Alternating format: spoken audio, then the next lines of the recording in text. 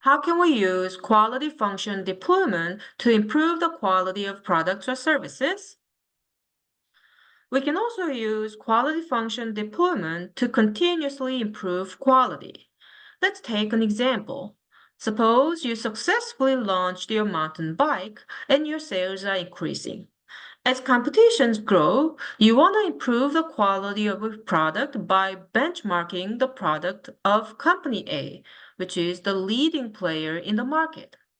Market research will provide you with the relative ratings of you and company A in terms of benefits. Which features should you focus on improving? You can use the house of quality to identify the areas for improvement. On top, we have the relationships and importance ratings for features.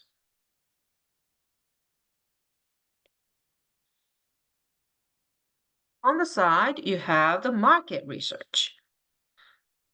The market research will tell you how well you're performing compared to company A.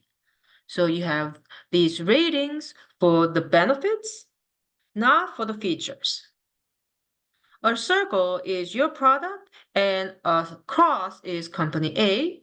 And market research says that in the area of steeper incline, your product has a rating of 4 and company A 3.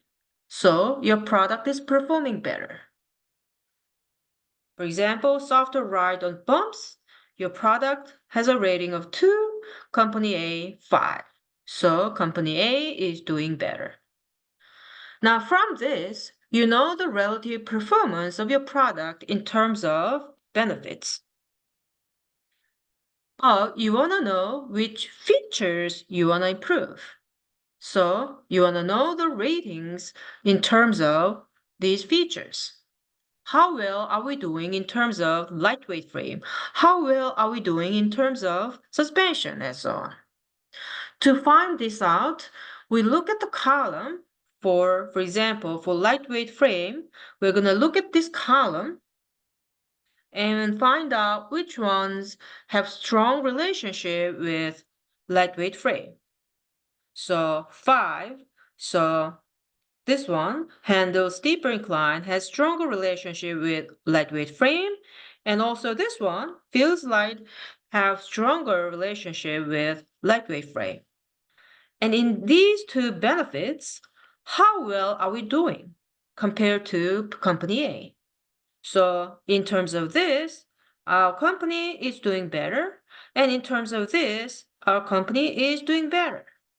So we can conclude that in terms of lightweight frame, we are performing better than company A. So we're going to put a plus sign.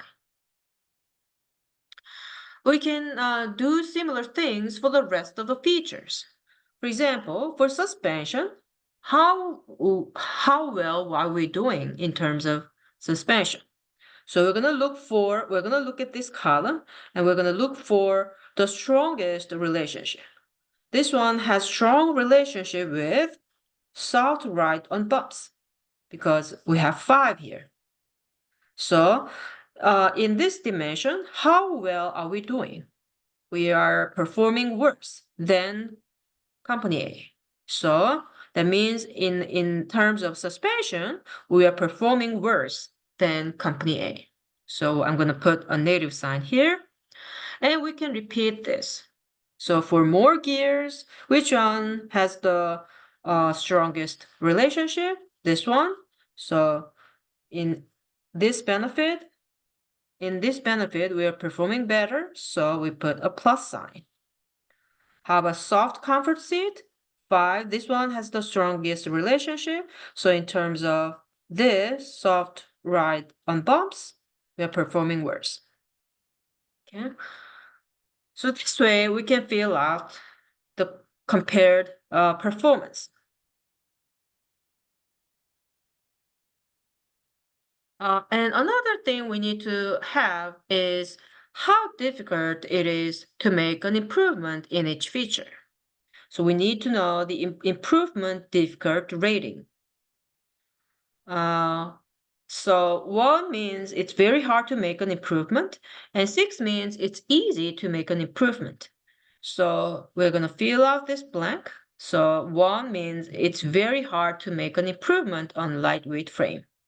And 6 means it's easier, relatively easy to make an improvement on extra wide tires. So now the question is, which features should you focus on improving? We can choose 3 features. So to answer this, we're gonna use these 3 pieces of information: how important they are, how well we're doing compared to company A, and how difficult it is to make an improvement. So we want to choose the ones that are important. So we want to choose the ones with high importance rating, and we want to choose the ones that we are doing worse compared to company A, and we want to choose the ones that are easier to make an improvement. So for example, lightweight frame is highly important, but we are performing better than company A, and it's very hard to make an improvement. So we're not going to choose this. Suspension, it's relatively important. We're performing worse, and it's relatively easy to make an improvement on this. So we're going to choose this feature. We need to make an improvement on this feature. Next, more gears. It's not very important, and we are doing much better than company A. So we don't choose this.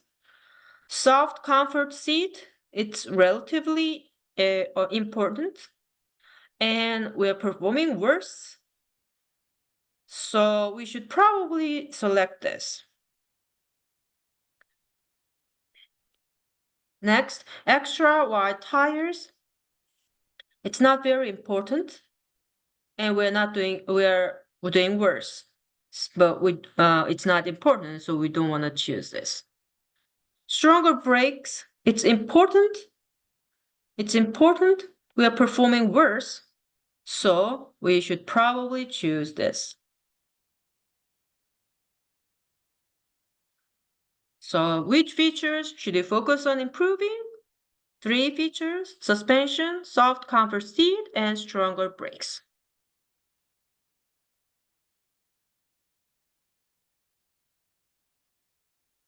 Here is the procedure of quality function deployment. 1. Determine customer needs and their importance weights. 2. Describe the features of the product. 3. Note the strength of relationship between pairs of features.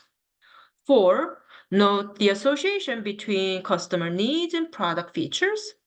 5. Weight the customer needs and compute the ratings for features. 6. Assess competition. 7. Determine improvement difficulty rank. 8. Strategic assessment and goal setting. And that's it. So what lessons can we learn from this? First, customers buy a product for its benefits, not for its features. And also, we need product design to launch a new product and to continuously improve the quality of the product throughout its life cycle.